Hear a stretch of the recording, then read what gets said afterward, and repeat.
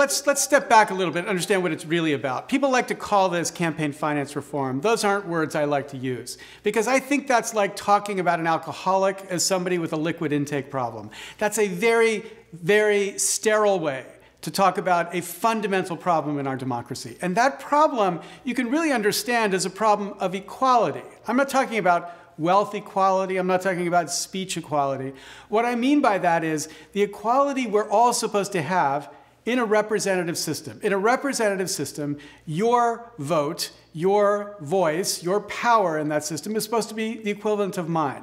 But right now we have a system where 130 families have given half the amount of money that's been raised in the Republican primary so far. 400 people, 400 families have given half that have been raised in all the primaries so far, which means they have extraordinary power in our political system. And what that power translates into is the ability basically to block any kind of reform. So when people like Bernie Sanders or Hillary Clinton talk about the amazing things they're going to do when they're elected president, I want to be the guy who says, look, the emperor's wearing no clothes. The emperor is wearing no clothes, because they can't achieve any of the things they're talking about until they address this corrupting inequality first. And so that's the objective of this campaign. Now, what we know from polls that were published just recently in the New York Times, Wall Street Journal, if we could have a referendum on this issue, like California has a referendum power, if we could have a national referendum on this issue, we would win. Overwhelmingly, people on the left and the right and the center think this corrupted system has to change.